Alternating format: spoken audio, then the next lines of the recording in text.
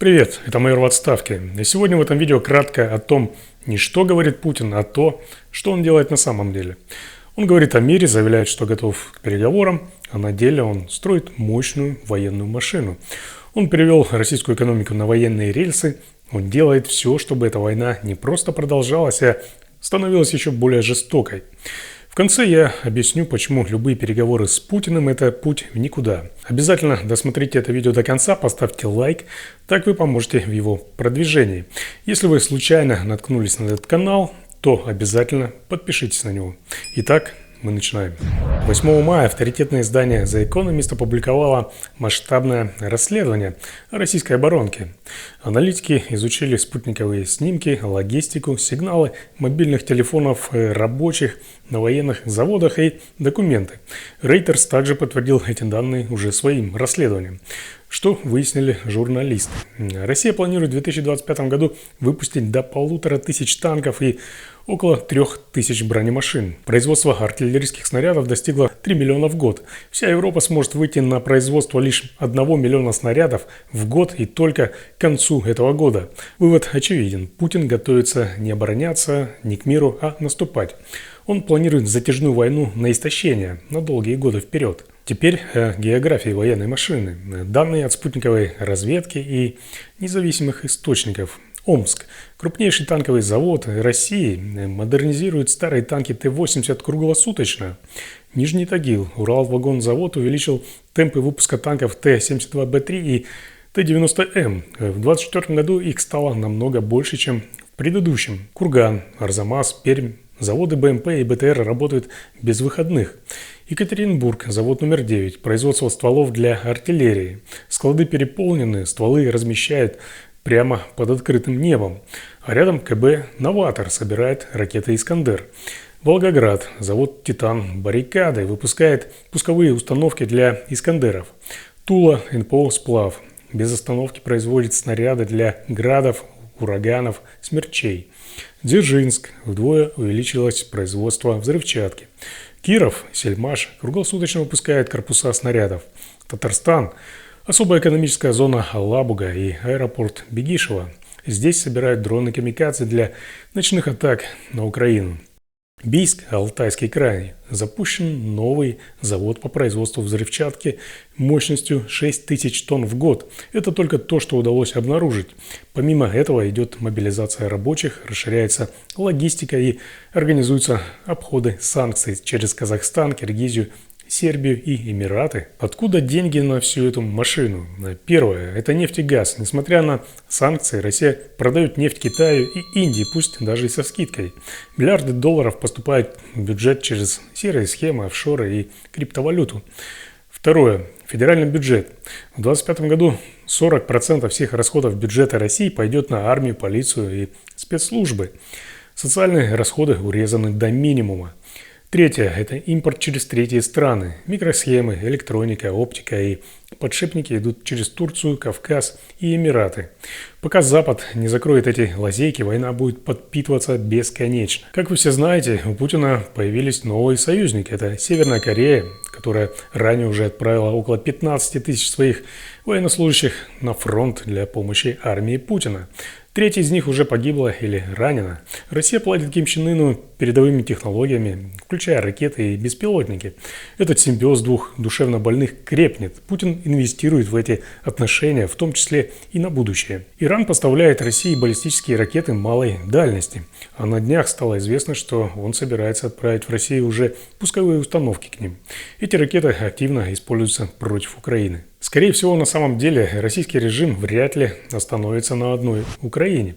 Россия усиливает свое военное присутствие у границ НАТО. Создаются новые базы и размещаются тысячи солдат и вертолеты. Параллельно Россия достраивает в Беларуси хранилище для тактического ядерного оружия. Очевидно, что за эти 3 с лишним года войны против Украины, полномасштабной, Путин словно животное почуял слабость Запада. Он увидел, что никакого силового ответа на вторжение в Украину не произошло, а все свелось только к осуждению и выражению беспокойности. Над Украиной в свое время даже небо не смогли закрыть. Очевидно, что Путин понимает то, что в Европе не хватает решительности, и в случае второго броска, который может быть направлен уже на страны НАТО, ответ будет примерно таким же, то есть никаким. Путин не готов к миру. Все его слова о переговорах и о мире – пустая болтовня, призванная отвлечь и затянуть время. Очевидно, что для него перемирие – это всего лишь пауза. Он использует ее, чтобы восстановить технику, подвести снаряды, доукомплектовать войска, успокоить Запад и особенно Трампа и продавить Украину на своих условиях. Такая хитрость – выдохнуть, чтобы потом ударить еще сильнее. Как бы многие не надеялись и не верили в лучшее, но с Путиным невозможно договориться. Он не политик, он убийца, он маньяк, который получил власть. Законы, которые работают с адекватными людьми, с ним не работают. Любую слабость он воспринимает как приглашение к атаке. Видимо, так сказывается его психологическая травма, которую он получил в питерской подворотне, где его, скорее всего, тупо чморили в свое время. Все его переговоры – это затягивание времени. Минск-1, Минск-2, Стамбул. Мы уже это проходили. Путин подписывает соглашение только для того, чтобы перегруппироваться и снова начать наступление. Ну и как вы знаете, Путин не приехал на переговоры в Стамбул, о которых сам же и говорил, сам же их предлагал. Вместо этого он послал туда своего придворного клоуна Мединского и еще каких-то менее известных постельных клопов, фамилии которых я даже называть не хочу. Он даже не удосужился направить туда каких-то дипломатов первого звена, вроде Риббентропа, Лаврова и так далее. Кроме того, сейчас имеется информация о том, что российские войска в это время, когда Путин говорит о каких-то переговорах, о якобы мире о каком-то, так вот, российские войска собирают силу на украинском направлении, чтобы начать новое наступление. Это еще раз говорит о том, какие истинные намерения имеет Путин. Сейчас он живет войной, а она подпитывает его власть, удерживает население в руках, питает экономику, удерживает его на том месте, где он сейчас. Что делать? Не вестись и не верить ни единому слову Путина. Таких, как он, необходимо убеждать силой. Из таких, как он, все дерьмо необходимо вышибать сильной рукой. Необходимо вводить вторичные санкции против тех, кто помогает финансово подпитывать военную машину России. Необходимо усиливать военную помощь Украине, а Европе необходимо наращивать военное производство. Ну, а Трампу нужно просто включить мозги. И помните, мир начинается тогда, когда у агрессора кончаются снаряды, и когда он получает по зубам, а не когда он вам улыбается за столом переговоров. Итак, последняя информация говорит о том, что Путин не готовится к миру. Он готовит новую большую войну. Не только с Украиной. Учитывая реакцию Запада на вторжение в Украину, ватный фюрер вполне себе думает, а почему бы не попробовать и со странами ЕС? Переговоры с ним бессмысленны. С ним их можно вести вечно и вести их ни о чем. Ему не нужны компромиссы, ему нужно время. У меня на сегодня все. Спасибо, что досмотрели это видео до конца. Высказывайте свое мнение в комментариях и задавайте свои вопросы. Ну и, конечно, ждите новых интересных и полезных видео.